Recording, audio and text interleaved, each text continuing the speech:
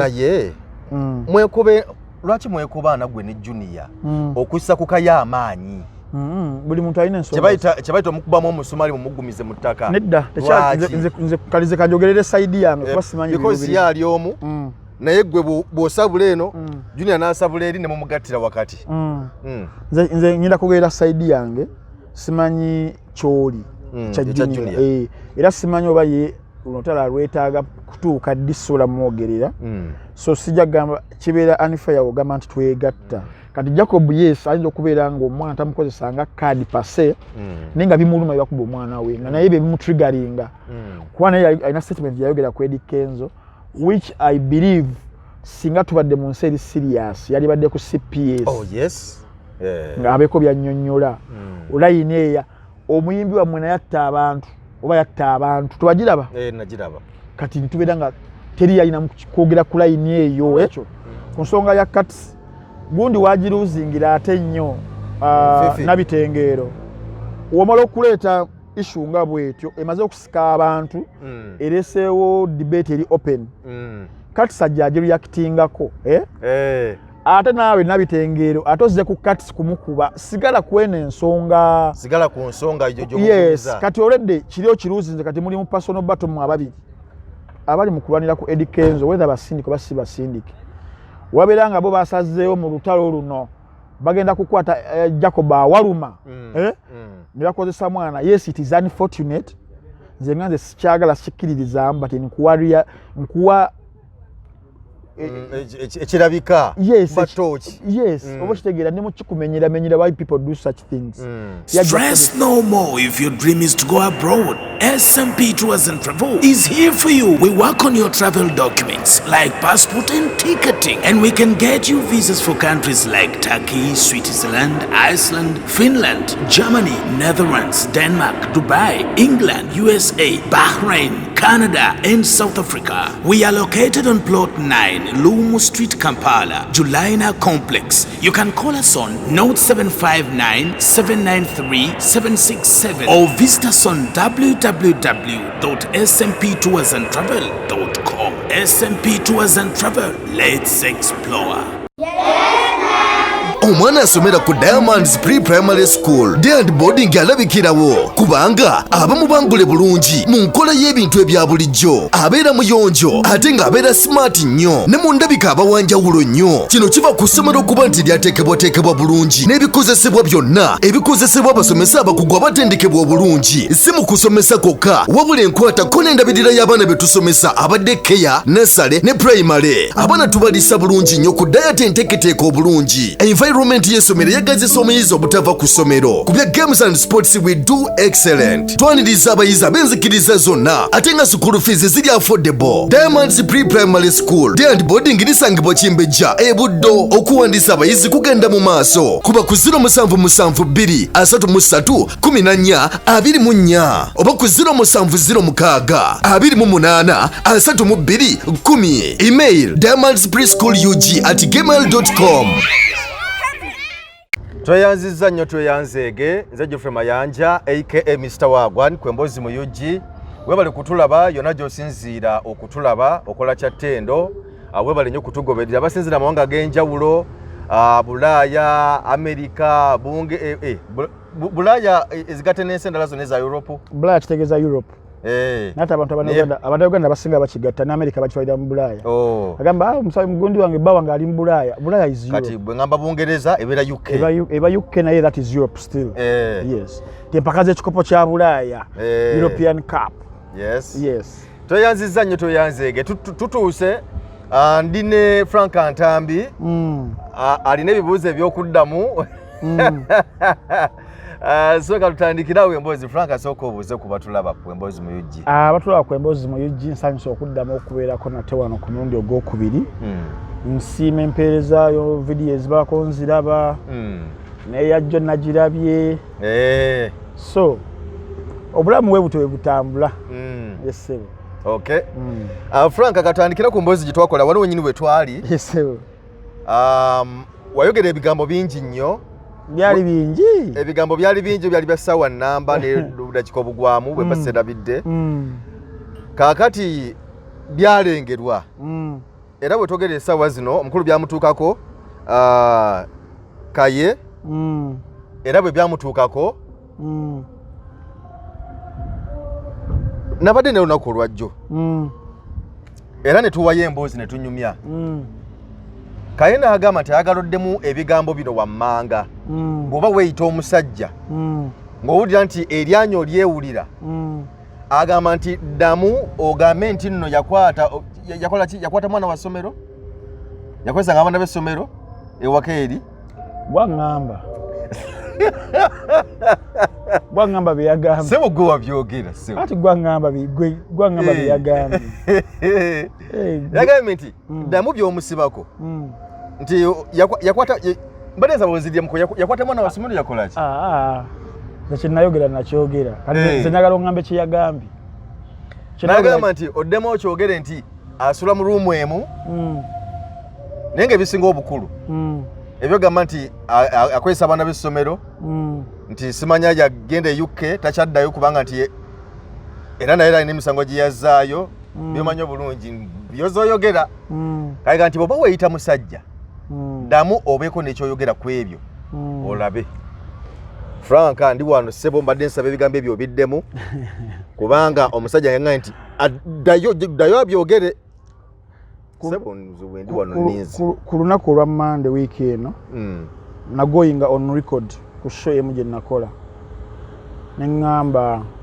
wabeerawo ekiseera we kituuka n'opimaapima mu lutalo lw'olimu n'omuntu n'olaba nga twali gye lukulazanga ggwe nga the best you can do is to cease fire ku saidi yo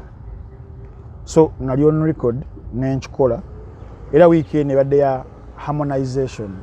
ku saidi eyange harmonization kigonzegonzemu ku bantu bafe ab'e Masaka wiiki eno mbadde musajja mukkakkamu nnyo ku nsonga ezo era mpulidde bingi ebyanjogeddeko naye sina wantu we nazzeeyo kubeera nga nkozesa obusaggwa bwe nakozesa wiiki ewedde kuba nagamba nti we are all communicators and I think we are capable of doing buli omu ekiri waasi ku saidi waba anyigiddwa okitegeera so ku saidi yange I think na communicating kyenasobola ocommunicatinga ensi yakiwulira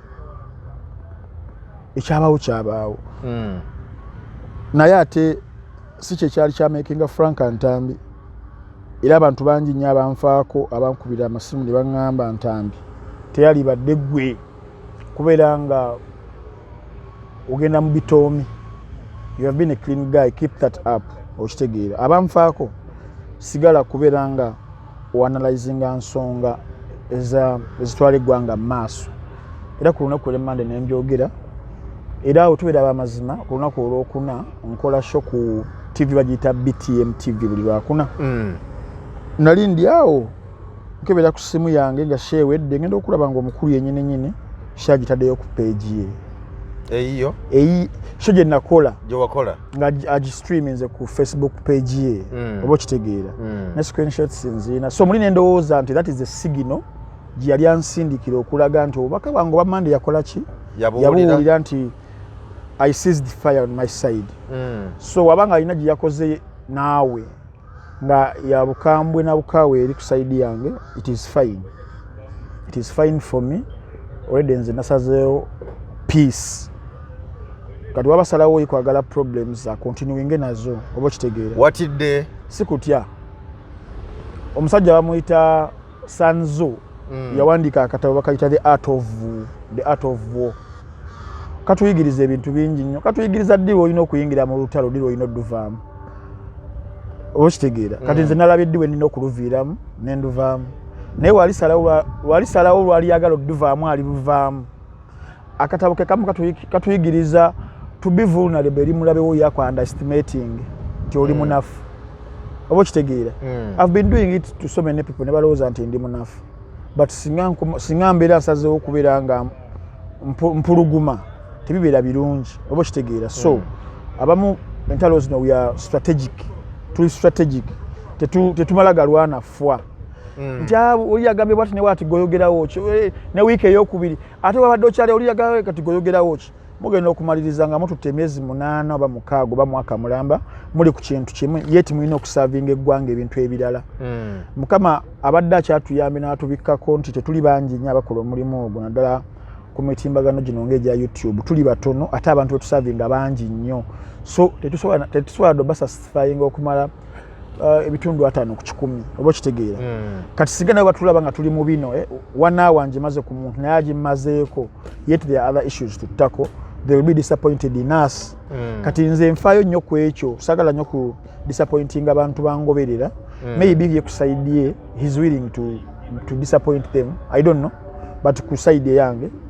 ensonga nazoogerako nensizinga fire waba alina byanjogeddeko oba nvumi oba akoze ki, that is the onus is now on him. Ajja realizinga naye at time x wali kivaamu nze nakivuddemu. I'm now a clean guy, I'm a clean man. Omusajja tawoza tagamba nti watidde nnyo because fire ebadde empitirivu nnyo ku mutimbagano awo nga nebyogerwa bingi. I don't think nze okuvaayo olunaku lwe navaayo nenjogera obutali bumativu bwange nali nnonya victory, tinali nnonya kuwangula nedda. Obuwanguzi abantu bebabutuwa mu mirimu gyaffe gino gye tukola, okuva mu comments ze batuwa eziri positive, okuva ku views ze batuwa nga batulaba, okuva ku busimu bwe batuwa mu inboxes zaffe. Naye lwaki mwekubaana gwe ne Junior okussa ku Kaye amaanyi? Buli muntu alina ensonga. Kyebayita omukubamu omusumali mumugumize mu ttaka. Nedda, nze kalize kanjogerere side yange kuba simanyi bibiri. Because yali omu naye gwe bw'osabula eno Junior n'asabula eri ne mumugattira wakati. Nze ngenda kugerera side yange, simanyi kyoli kya Junior. Era simanyi oba ye olutala lwetaaga kutuuka disula mwogerera. So sijja gamba kibeera unfair ogamba nti twegatta. Kuba olutalo lwa Junior ne Kaye lubaddewo okumala ndooza wiiki 3. Nze wenzigiramuko yet I've been watching ate sitaking ako side ya muntu mbadde mu middle ngambala bulabi as a mature person okitegeera. Kati nze ngenda okuvaayo nga nange muli mpulira ndi mukosefu nkoseddwa nemba to address a few matters which I addressed oba kitegeera. So nze kirubirirwa kyange nakifuna okubeera nga ye nga abantu bajja kuyita kutya oli awangudde, it is still okay. Kuba ze gambi sayingiramu kubeera nga mpangu obuwanguzi bwange saagala bupimiraawo. Obuwanguzi obwange njagala bupima mu myaka 2 aganaddako. Ensi egenda kunnamuleetya, ebitabo bigenda kumpandiikako bitya esaawa zino. Era kyobola mu embeera njogera amannya gange nti I saw one day I'll conquer the man, the myth, later I'll become a legend. Kikutegeeza nti ndaba nnyo mu future eyo, njagala nnyo future eyo, so ndi mugikolerera wano oba kitegeera. Otunatuuka myaka 2 nga tugamba akasajja kagamba one day era lunaku lutuuse after 20 years Frank Ntambi is the greatest analyst of all time in Ugandan history. Yes. That is what I'm looking for myaka 2. Sawa zino I'm not oba kitegeera. If it is about numbers ono inambe mu ono inamba bila can even be number 100. I don't care about numbers. Sawa zino oba kitegeera. Mfaayo nnyo Muganda wange Mayanja ompise waliwo ensonga Ntambi zitwagala tuvunule tutemetemereri abantu nenga tezigenda kuyamba ko zigenda gattako awo wenjagala wali obuwanguzi wange otuba tutunuulira awo. Yes. Kale nga bw'oyogedde nti otuba tutunuulira ndowooza katandikire ku mukulu Katamba Cats ne omukyala Fifi da Queen. Fifi da Queen ali Canada essaawa zino eggwanga yalifulumamu naye oba oli awo ndowooza agoberera nnyo ebiri e Uganda. Naye ng'okusingaza olutalo nalutandikira wano Cats bwe yatwalira omwana we ekimuli kya birthday nga kya ssente empitirivu ennyo. Success nga ya ssente eziwerako. Omukyala oyo we yasinzira okuva onalumba Cats. Cats naye n'amuddamu kati olutalo ku social media lw'abantu 2. Ekisookera ddala bombi bannamawulire wadde nga Fifi da Queen yalinga yawummulamu. Cats akyatwalaganya bombi bannamawulire naye beekutte ebitogi tulagawa. Ekisookera ddala tugenda kubitemaatema era nze ekikumpi lwaki wompita kutemaatema nga sina biasness wadde regardless nti ku babiri nyinza okubeera nina gwendi much more lenient to that is Fifi. The Cats tuba tulina entalo zaffe in the past. Nze nwanye entalo ninenko ate kati gwende Cats mwali mufaaki. I've been to hell and back. I can even show you vouchers. in that bag okitegeera naye Ntambi sokoleke katono lwaki oli wantalo nnyo ate entalo zange ziri nnyo ku kiba kya principality oba okitegeera so nze ne kati twetwalamuko omwezi nga mulamba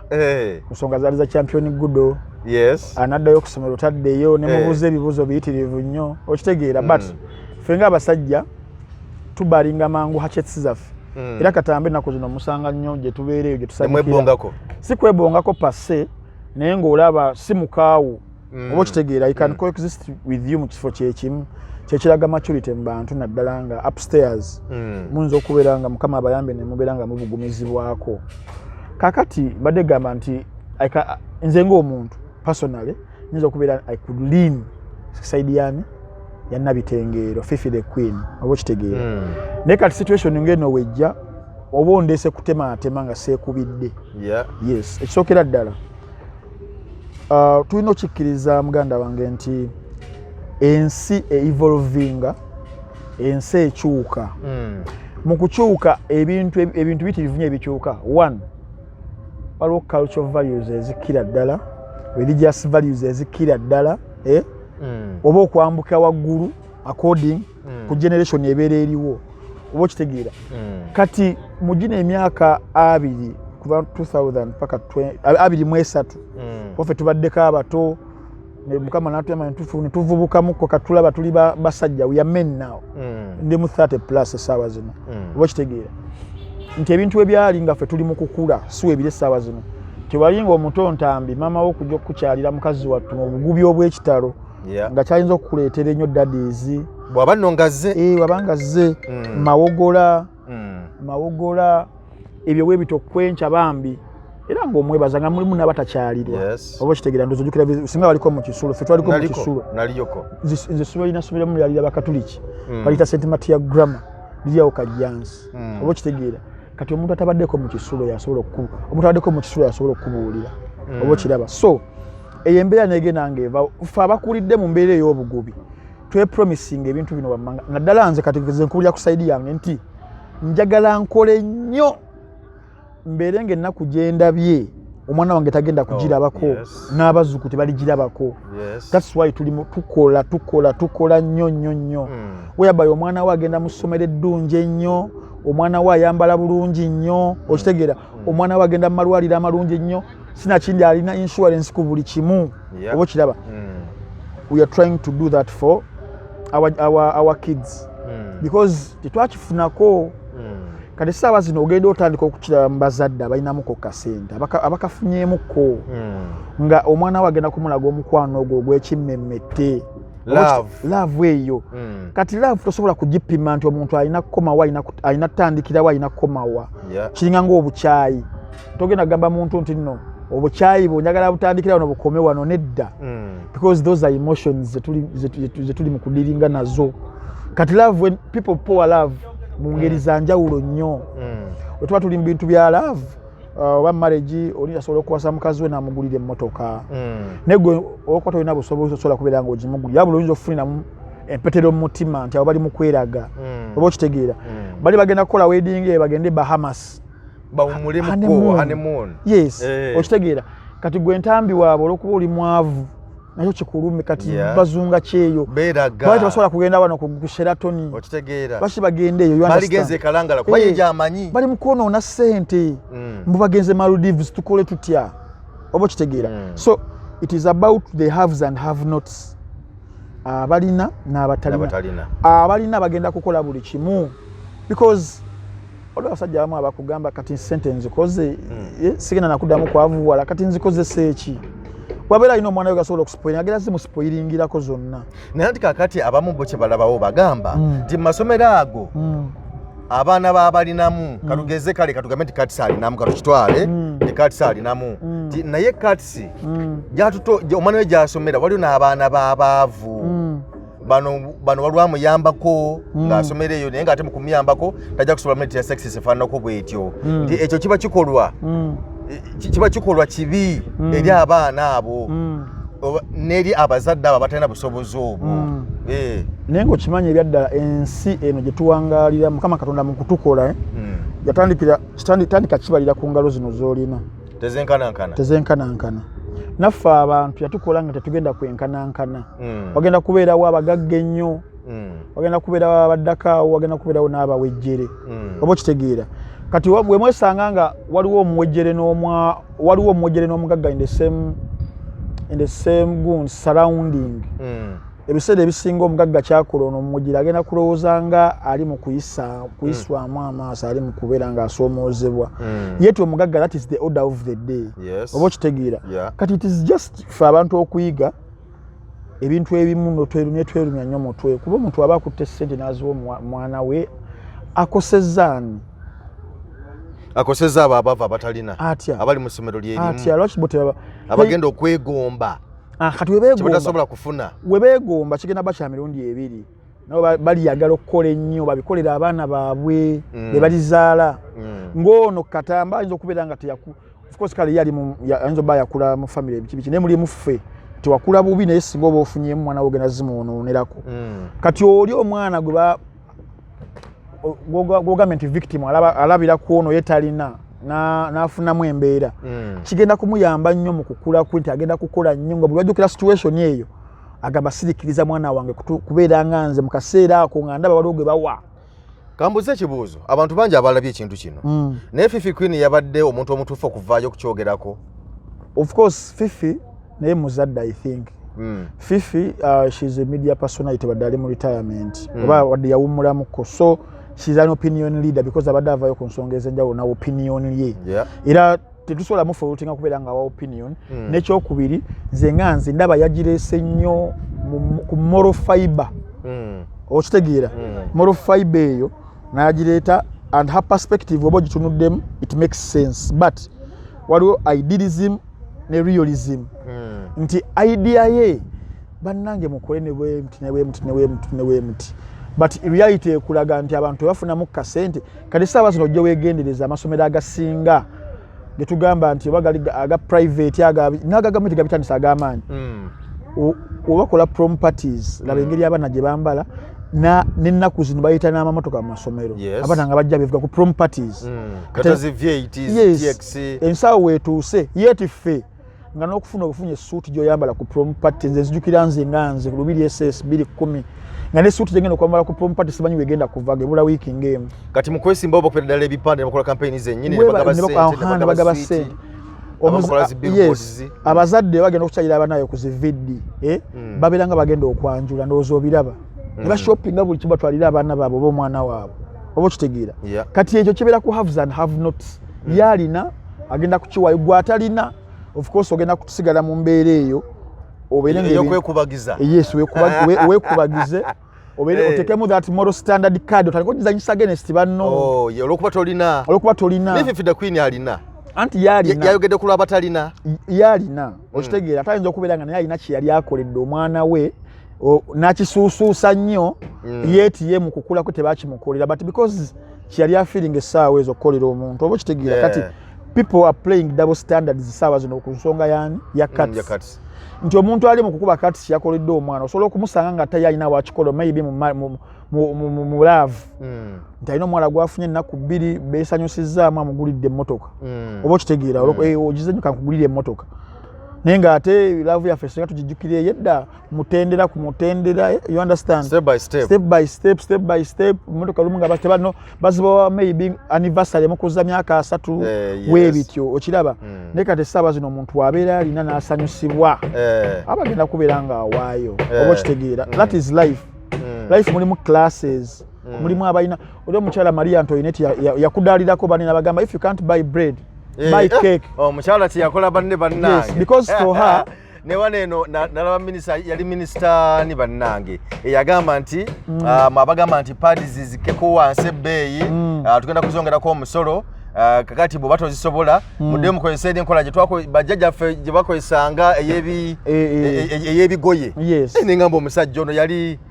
gotera okugoberera papa yali ani yali teyalotafiire yali yakyogera nengamba yi bannaye Mzee Museveni yatugamba ye nti omugato bate mugusobola muve ku migati gy'abazungu mulika muwogo kammwe President Museveni ne mu COVID yennyini yatupimira na kawunga nafuna ne rula nina agamba ne banno bopimira akawunga nga gogena kubeera ku bifi obo kitegeera yagamba yetabiryambu kyona talya kimu naffe abanaku oba kitegeera kati kyegamba nti tulina okukkiriza nti ensi mubeera mu classes twasomanga kuba clergy kuba nobles ne kuba peasants oba kitegeera kati peasant maama wo singa oba taata wa kutwala mu ssomero ly'abakiraje oba banobo ebiseera ebisinga temugenda kufaanaganya bintu biba byawukana gwe tebajja kukyalira bibajja mukyalira ajja ne pocket money ejjudde nze muzeeyi wange nabuswazi nze maama wange nzijukira bulungi mukazi wattu nga pocket money bakuwanga 10 ezo 15 paka ku viddi ate nga n'essomero lyaffe liri strict nti 5 tozisigaza oziwa baasa nakuwa miru kaadi yalinganga kaadi eyo nga bulinaku olya nusu 10 buli lunaku olya akanyanda obugi weebuli lunch mulimu lyakawunga by force oba kitegeera kati twakulira mu bugubi kyobalaba twepromisinga ffe abaana baffe tebaliraba ku nnaku eyo mukama atuyamba agitugyemu abaana baffe babeere having a much better life kiryanga mu ggwanga lya America woolengera rappers for example oba abantu abali mu butala the personalities whether bali mu sports or what ogenda okuwala basinga bafuna ku ssente bagenda kugula Bugatti ya bukadde mwendo bwa dola agula chains agula rings za you know why? Because of the slavery eyayisibwa mu bajjajja baabwe kitebafuna kweyagala okwo oba kitegeera kati bano bagala wabafunya agala compensating wakaddaako aberenga buli kimu akifuna omulundi gumu yeerage ensi kigende nga kimuvaamu nti naawo ndi ikono omuzungu ono eyatukufuga ki obumbula oba kitegeera kati yensi n'olwekyo ku nsonga ya cuts gundi wagiruzingira ate nnyo nabitengeero womala okuleeta issue nga bwetyo emaze okusika abantu ereseewo debate eri open cuts ajja agireactingako ate naawe nabitengeero ate ozze ku cuts kumukuba sigala kwena ensonga sigala ku nsonga yes kati olredde kiri okiruuzinze kati muli mu personal battle mu ababiri oba kitegeera nti cuts wamuwadde amagezi najja n'agagaana komaawo naye ate wamuzeemu ekyokusatu n'omukuba personale obulamu bwe oba kitegeera kati oba oluuzinga oba ne cuts mukuddamu yazzeemu bulamu bwa nabitengeero anti cuts gwe balumbye kati yabadde ali in all rights okujja okwedifendinga oba mumbeera kyo bamumbeera ki yes kati gwe obeera nga wakuliyetinze kiri gwereka kitambule ojja kufuna ekirala we brandingire mu bakyala abo abavaayo okwogera ku such issues ezo uncomfortable issues ezo mu society ojja kufunayo endala tomorrow we brandingire awo kuba kati oyagala abantu bakutwalire mu muntu ali keen mu society alina ebintu byalengera ebitagenda bulungi beyagala tu addressinge naye ng'essaawa zino ebyaddala fibers zaafa mu buli kimu naye nga wakyaliwo olutalo olunene ffe nga society lwe tulina okulwana in terms of morals bino ebya cuts nze ndaba butono waliwo olutalo olunene olw'okutta empisa zaffe forever nga wagikamuko ku bintu ebyebikokujju naye olutalo olwo we lwajja ne parliament neeyisa debates abantu bazirina openly naye nga ate kiki ekintu ekigenda okutta generation yaffe forever for years and years oba kitegeera so we are playing double standards ziffe nga abantu ku nsonga ya cuts eyo yet naffe tubikola somewhere somehow ogenda mu bbaa noonya obukadde 3 webale nnyo for what n'okolera omukazi kalugeze oba birthday party naye ng'onzogamba kukyala valentine kati zafuse valentine ekimulira nga kiriko ki sente yeno takigulira mukazi wo wakasaawa zino fe batwononedde amaka kuke kati birthday ekimuli ziba sente kati si byebirimbu n'ogenda ofune flora and fauna olaba omwana yali tate ye yakisuusa ate yali tazidoola webale nga ze zijjudde ku nga bannaye kati kumbaga n'okwanjula bagaba zinamba plates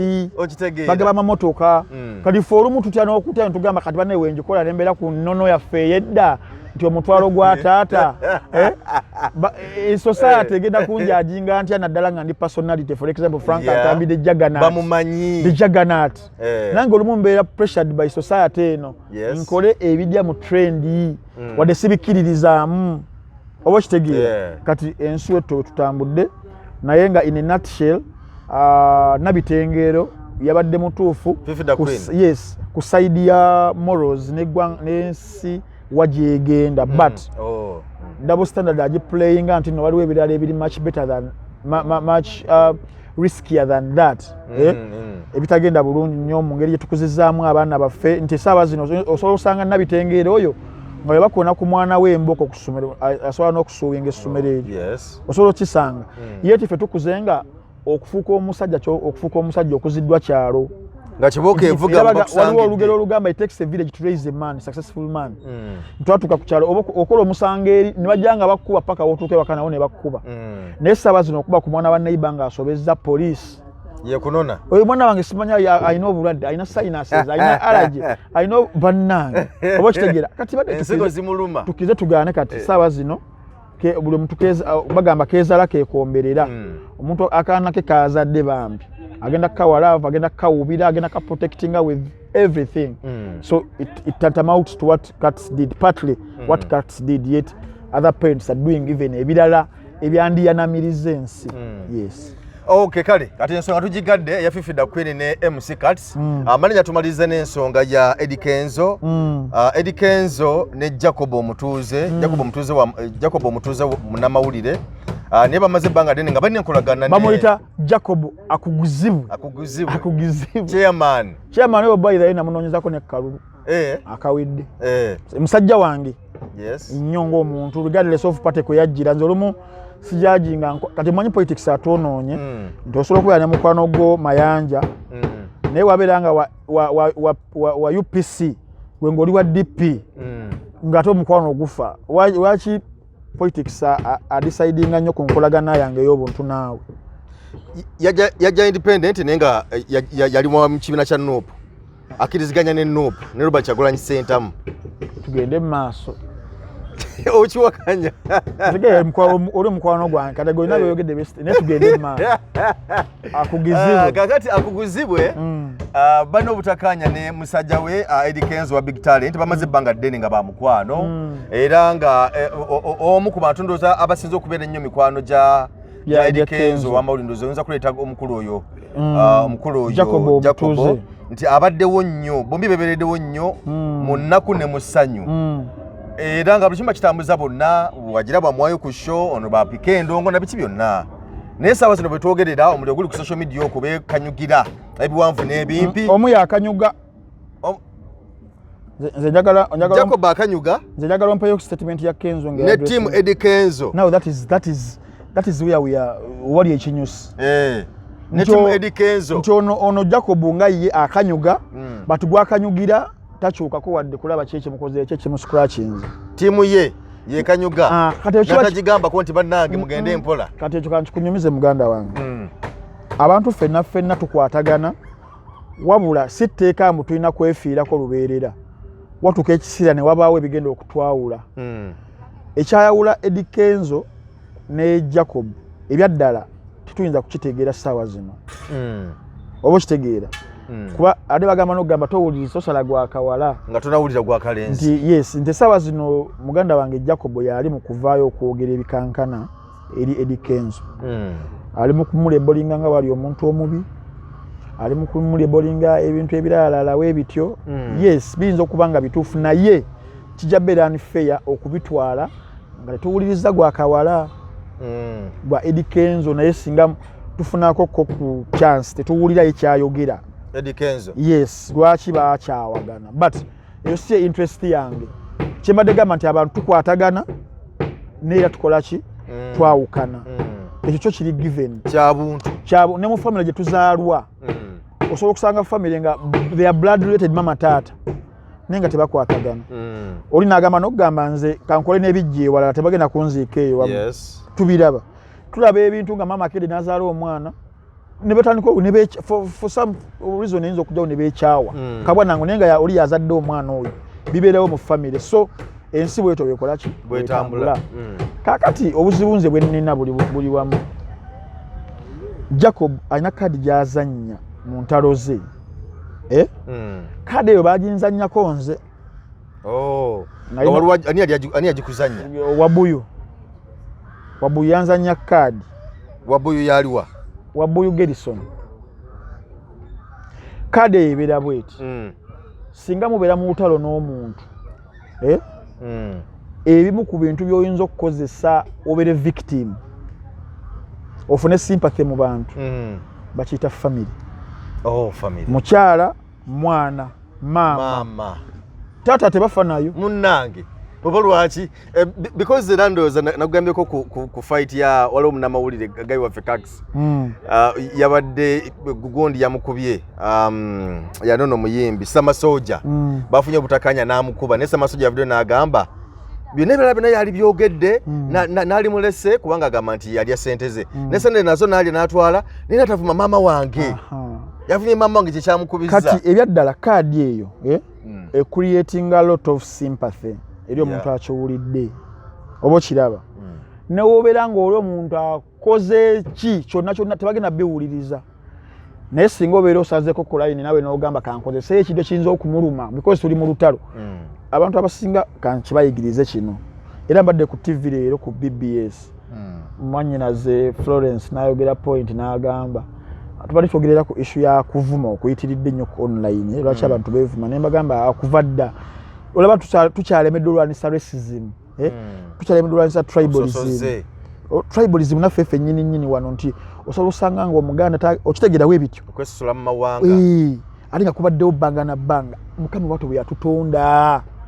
Oba okitegeera. Kati tulina kiyiga. Ayogedde statement mwannyina n'agamba kale bannaye abantu mwevuma buli kimu naye famire y'omuntu ogireeta. Ebyaddala biriwo ebiti. Wemba nga mugenze mu lutalo n'omuntu. Omuntu oyo okuwulira nti ali kalekaleko nti akuyinako wiini alina okukozesa obunafu, alina okunoonya obunafu we buli. Wakizwa nti Mayanja oyagala nnyo muwalawo ebyaddala ajja kwagala okuleeta mu muwalawo mu lutalo luno akulumye. Yawangule because muli muki mu lutalo. Olutalo ennyombo kulwana tebiriiko otandikirawa okomawa. Olutalo bwe lujja tutwala buli kimu. Nti baani betuleeta baani betulekamu baziyita collateral damages ezo. Oba okitegeera kye bayita entalo. Nti singa eggwanga lya America lisalawo ne ligenda kukuba Uganda lisobola okukuba wakiso yonna nesaanawo nga mulimu ne ba infants abaana abato n'abakyala b'embuto. The collaterals era babadde nga babikola ki? Babikola nga bawankankudde entalo zaabwe. Bakuba Hiroshima, Japan wano mu gundi. Nakati bagaba mu kitundu ekyo abaana abamu bakyazaalibwa nga bali deformed. Oba okitegeera. Because lwali luki? Olwabbomu ez'obutwaze bakuba. Because lwali luki? Lutalo. Kati abantu bamanyi kye bayita lutalo. Kati mu situation ya Jacob ne Eddie Kenzo. Eddie Kenzo okibanga kituufu abali mu kulumba Jacob bakikola ku lwa Kenzo. Bayinza okikola ku lwa Kenzo nga yabasindise. Bayinza okikola ku lwa Kenzo nga bawulira bubi nga waliwo akoze eki? Alumbye Eddie Kenzo. Bone automatically kati saawa zino singa oyogera ku Bobi Wine. Bobi Wine ayinza obutakuddamu. Naye amajegi gwe by default sabula notegeera ensi nga talina na gwagambye sometimes kasita bwe mamaaza kati gwe kadi jojja kadi gyokomyawo enkya ne batuvuma noddawo n'osirika Bobi Wine nga abaana batuvuma but weerabidde nti luki lutalo ne waba yabasindika it is okay kuba lutalo oba kitegeera kati kyembadde gamba nti abali mu kulwanira ku Eddie Kenzo whether basindike oba si basindike wabeera nga bo basazeewo mu lutalo luno bagenda kukwata Jacob awaluma ne bakozesa mwana. Yes, it is unfortunate. Nze nga nze sikyagala sikkiririzamu but nkuwa ekirabika batoki. Oba kitegeera ne mu kikumenyera why people do such things. Yajja kukozesa awali weakness, awali weak point yo kasita era saanizwa tugamba out of war tulaganga mulabewo vulnerability y'obunafu bwo we buli agenda bukozesa against you akusanyeewo wakitegeera nti Ntambi ayagala nnyo nnyina agamba kati Ntambi ono we mukuba tebimuluma naye singa nkwata ku nnyina oyo ajja gakaaba era ajja kukwata ku mmange nja gakaaba nja beera emotional amaliriza mpangule kuba ngenda beera distracted oba kitegeera kati wekitowe kiri so mbadde gamba nti ndabye nnyo Jacob ng'akozesa nnyo kaadi ya muwala we yagikozesa ku people power. Ogijjukira balumbye muwala wange ffena ne tugamba bambi olumu ne twelabira n'ensonga entuufu lwaki yabadde bakola ki bamukuba eyinza okubeera nga yabadde ne mu nsobi probably naye buli wayita kaadi ya muwala wange because abantu bagala nnyo kati kiddayo ku kyalina bitengero ky'eggambye ekikyenaani ne kati olaba engeri abantu gye bagala ebintu byabwe biriddiya nti olaba kugamba naye toyita muntu mu lutalo luno omuntu wange that's how they babagala nnyo oba okitegeera kati nolwensonga eyo Jacob ndowooza mulwanya ali strategic akimanyi kadi gyalina okuba nga akozesa ebibala bye banne ya muwala we oba okitegeera olumu naffe abantu tulina okwenenya nti wobeera nga oleese nnyo famire mu mawulire kkiriza ati tayi mutinga mulabewo muli mu lutalo agenda kikozesa against you era singa olaba abasajja ababitegeererawo osobola okumusanga ku social media tate so ate yakola wadde mukazi we wadde baana be wadde mukyala we kubanga waliwo ebintu ebimu nti obeera nga oli media person obeera nga oli personality mu society wabeerawo rights ezokuvaako by default rights to privacy Kanye West Michael Jackson kutuuka kufa nga bamwasayiningira bapaparazi nga 15 nga nabamu balina katugeza alina mu Neverland ne bafuna the next plot bafuna binoculars olinga alina room mwali nga tavaamu for 31 days katugambe waliwo shoji yalina Berlin oba yali 1994 MJ nenga alina hotel kwasuze nenga ebusukka kubo waliyo bapaparazi nga 8 balina zino ezizooming ezo era kyamuyitirirako yalazaddeyo mutabani we bamuyitani mutabani wa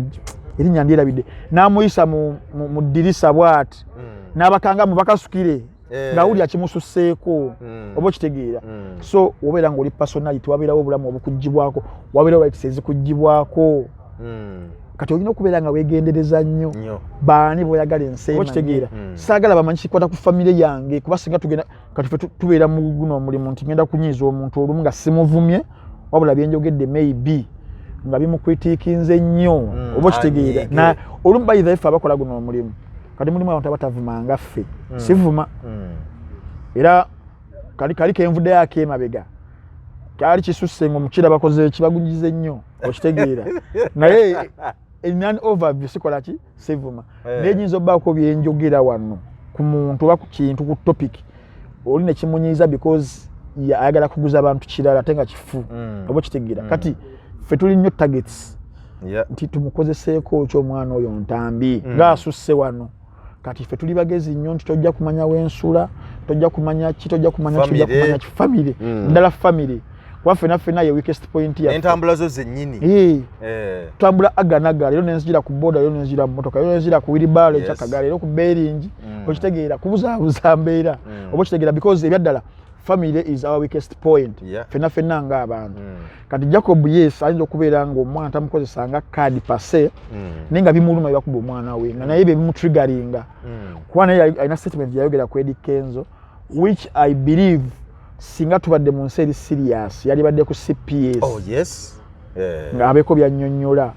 olayina eya omuyimbi wammwe naye yatta abantu oba yatta abantu tubagiraba nagiraba kati nitubeera nga teri yalina kwogera ku layini eyo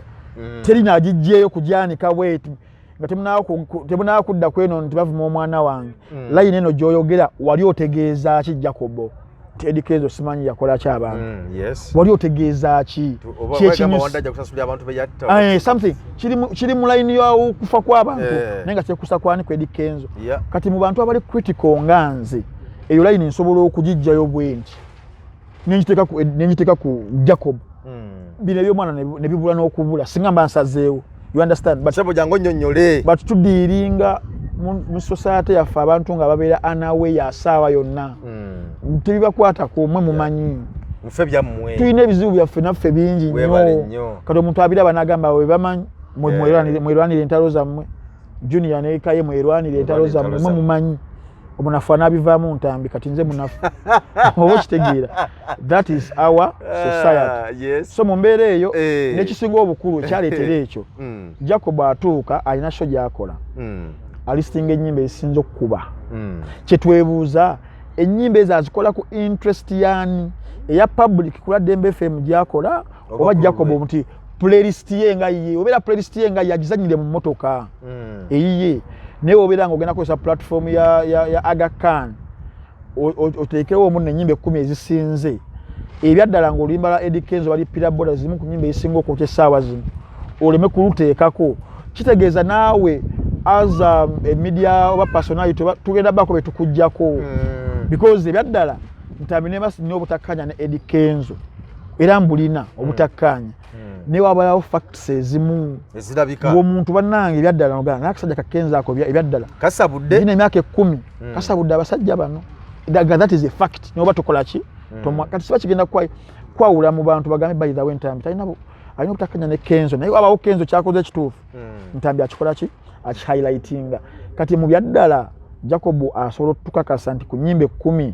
zateekako balipira boda tesirwa amaanyi oba kitegeera era nalaba ddawo mukole list zammwe but you're doing this for on behalf of the people ne kushoyo so sukulugwe ate kyongera okuwa credibility kati singa obeera oyina entalo n'abayimbi ku playlist ogenda kuteekako nnyimba ki yeti nga be balina okubeera nga be ba potential okubeera n'ennyimba ezookya tesaba zino okuba okola list y'ennyimba 10 nga tekuliko be paba Shiba ne King Kongo obo ngamba kinga nze Ntambi akola research nduwulira buli wamu obo kitegeera balipira boda tukkiriza oba tugaane whether Kenzo alina obuzibu ne Jacobo oluyimba lulungi kati kyekyanyiza kyatuligalinga abaki abawagizi ba Kenzo ne bajja ku post eyo ne bakuba omusajja yamutabukira kuba nayo kyabaluma excludinga musajja waabwe kati ne banoonya weak point y'omusajja ne bajjukira mu lutalo lwa people power yayogera ku mwana we nti bamuvumye katumulete tumusabule wa that's what they did guy navaako he's moving left right and center for interviews crying but yeweza omumba gwe bazikuba yazeewa kale toyanzeege kuva ku makya twogera bane mutukkirize tumalire wano kuva ku makya okuva gye bwakedde eri saa 12 naga tukyayogera so tusaba byebyo tugezaako kuba nga tukuba mu tooki nga bigezaako okutambula n'ensigo endala zonna Frank Ntambi tujja kuba naye omulundi oguddako tujja kujja tuwayemuko ku mboozi bingi nnyo tuzako ebyo nga bwe babitambudde so tujja kuba nga tuwayamu Frank mbadde nsaba tumalirize nzikiriza bampiseewo abasajja bange bano brands zino zinyimirizaawo nnyo okubeera nga ntambula era ndi blessed nnyo okubeera nti nno wobalaba abali mulimu guno ogwa analysis ng'ovudde ku mwe ba creators kati nze ngamba mu ligi yaffe aba analyzing ndowooza nza singa endorsements ennyingi munno waaki omusajja yaŋŋambye nti endorsements zaalina nnyingi nnyo ate zisasula ate naye azisomenga nze naye that is not sagala nyingi nnyo ate zisasula empitirivu ennyo eyo si issue kale ziriko nezi contracts yes okay happy for him naye sagala kijje mu kaseera kakulanga abantu bange munno waaki bakugamba nti emitwalo 3 buli mwezi gwalina essimu Android oba iOS downloading app ya munno waaki gwali ku computer oba laptop genda ku Google otekamu www.munnowatch.com ogenda kulaba firimu zonna enkadde n'empya esatu buli mwezi kitegeeza you are spending 1k per day bwenjaga ndaba junior bwenjaga ndaba VJ Jingo ISP Emi Kevo Sami bonna obeera osobola okubalaba internet buli firimu yonna gy'olyagadde enkadde zonna ziri ku munno watch ku platform eyo so bajettanire nnyo namuganda wange Ivan Kalan Sports Center akola mulimu gwe gumu n'abo wa radio akola kwa kaboozi ku 2 alina sports center eno esangibwamu buli kalonda yenna akozesebwa mu byemizannyo kuva waggulu ku mutwe paka wansi buli kimu akiyina asangibwa California Plaza ground floor room number L49 waliwo akagundi bakayita Nana Habo Mouth Wash ako akadagala okasprayinga mu kamwa bwoti then nobeera ng'osenya it can just take 2 minutes okitegeera naye singa obeera olina obuzibu n'amannyo go olina woze ogenda ku date omwana omuleese naye oba otwali nojjukira nti tolyokke mu kamwa onako wali bbali nga weegiragiramuko bakayita Nana Habo Mouth kasangibwa mu supermarkets zonna ne mu pharmacy banaye mukajjombire n'abali emitala w'amayanja osobola okutuma omuntu aliwa nagenda kanoonya agenda kafuna bakacupulanga edda n'essaawa zino mulimu embroiderments waggulu wakati ne mu ntobo Drena Emergency Medical Services muganda wange olina amaka oyinza okubeera toliwo waka naye olina house girl ali mu kulabirira abaana bano kye bakola basobola okujja ewaka ne batraininga maid wo ku kintu kya emergency response nti singa omwana abeera alina oba amize ennusu oba omwana musota gumulumye oba mbwa oba masannyalaze gamukubye Kaye yesookerwako eyo first aid yesookerwako they can train omukozi oba naawe kenyininyini oba mama w'abaana mwe banina bivulu nti bannaye suffocation etuusa abantu biki nga bakyali ku Freedom City wali ku kivulu kya drena emergency services yaliwo bali service obulamu bw'abantu bangi bakolagana n'amalwaliro gonna kubanga nalabaawo abantu nga bafunye obuzibu naye nga aba first aid nga nekibakola tebakitegeera yes bino nti boda bamukoonye okimanyi mbuno olumu first aid gyowo omuntu osobola okumutta bulungi nnyo n'engeri gy'ojjawo omuntu nabiki by'abakugu oba okitegeera kati badiringa mu baboda bonna badiringa mu baki babayita ba drena emergency medical services basangibwa ku nnamba ya simu 0702 15 55 49 Pizza Origin basangibwa ku Jinja Road yawo wezi wangamba nti oguleemu bakwemu yabwerere ku Lwokubiri ne ku Lwokuna balina special yes then it's been ebiseera ebirala balina pizza mu small size large medium eziwooma obulungi basangibwa ku Jinja Road opposite Nema House olaba wali Victoria University awo wali Nema House eberedako obeera overside zone e Kampala ovuga Jinja Road then opposite weri Pizza Origin basangibwa ku namba ya simu 0772 22 0068 oba 0754 22 0272 n'asembayo Sula Birungo yes kakoka akawoomu asangibwa Wandege ya Katale atunda enkoko mu bipimo byonna ewooma obulungi ne ku mukolo gonna gw'olina osobola okumukubira ku namba y'essimu 0709 92 11 35 okay yabisoma bwatyo omukulu yabisomye bwatyo omukulu oba gamba bugambi bya mpewo nina Diamonds Pre and Primary School bali Buddo Kimbejja atwalayo omwana asome bajja kumusomesa bulungi nnyo essomero balizimba bulungi nnyo ebibiina bigazi bulungi embeera y'essomero environment nnungi nnyo esomesa omwana okusoma obulungi bakyusa ku diet ebyokulya tebabira kawunga tamu paka tamu yonna bakyusa ku diet abaana balabirya bulungi nnyo ebyokuzanyisa weebiri wagazi bulungi nnyo abasomesa abakugu batendeke bulungi nnyo kyebakola bakimanyi twala omwana asomere ku Diamonds Pre and Primary School liri Buddo Kimbejja enamba y'essimu kweriawo ku posta yaabwe so okugifunako obegadde soko bakubirako obutereevu bakubireko oyogere nabo nenga somero ddungi nnyo somero lya mulembe ate nga n'entambula weeri sibegale kati omwana munonere ku boda entambula weeri buli kimu kyonna kirungi nnyo so twalayo omwana asomere eyo byonna birenga bitambula bulungi